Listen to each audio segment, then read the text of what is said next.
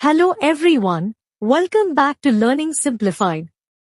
In this video, I'm going to explain network topology in a very simple and easy way so that you can understand it clearly and remember it for your exams.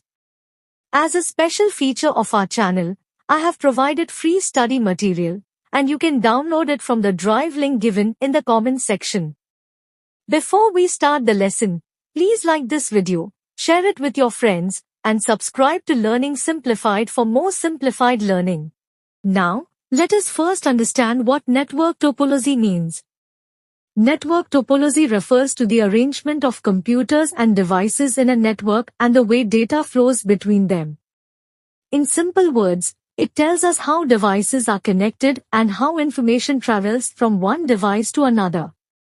Network topology is broadly classified into physical topology, which shows the actual layout of cables and devices, and logical topology, which shows the path followed by data. Let me start with point-to-point topology. In point-to-point topology, there is a direct connection between two devices, where one device sends data and the other receives it. Because the connection is direct, data transmission is very fast, and the structure is simple. A common example of point-to-point topology is a direct cable connection between two computers.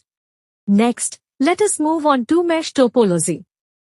In mesh topology, every device in the network is connected to every other device through dedicated links. Because of this, mesh topology is highly reliable and is mainly used in critical systems. It provides fast communication, high security, and easy fault detection. However, mesh topology is very costly and requires complex wiring. Examples of mesh topology include the internet backbone and military networks. Now, let me explain star topology, which is the most commonly used topology. In star topology, all devices are connected to a central hub or switch, which acts as the main controller of the network. One major advantage is that failure of one device does not affect the others, and troubleshooting becomes very easy.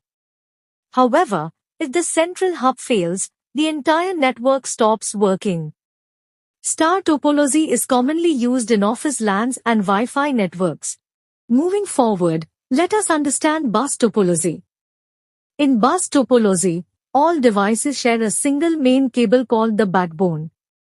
Data flows in both directions, and this topology uses the CSMA-CD method. The main advantages are that it requires less cable and is low in cost.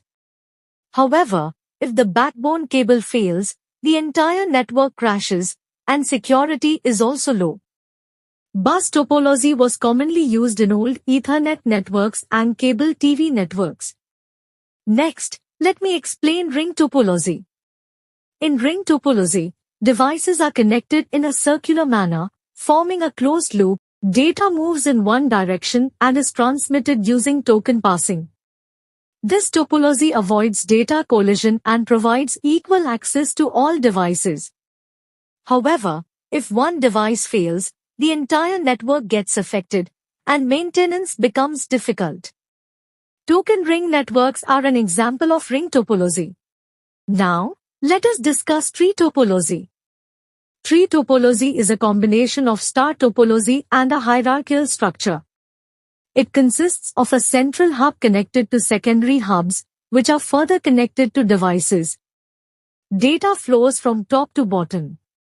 Tree topology is suitable for large networks and allows easy expansion.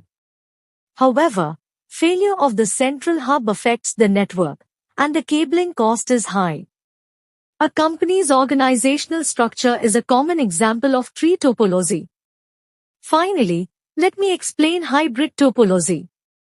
Hybrid topology is formed by combining two or more different network topologies. It is mainly used in large networks where flexibility and scalability are required. Hybrid topology is scalable and reliable, but it is expensive and has a complex design.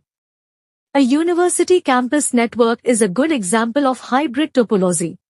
Now, let us understand why network topology is important. Choosing the right network topology helps in improving network performance, increasing reliability, supporting future expansion, and enhancing network security. That is why understanding network topology is very important for both academic exams and real-world applications. I hope this video helped you understand network topology clearly. Don't forget to download the free study material from the Drive link in the comment section. If you found this video useful, please like the video, share it with your friends, and subscribe to Learning Simplified. I'll see you in the next video. Until then, keep learning and stay simplified.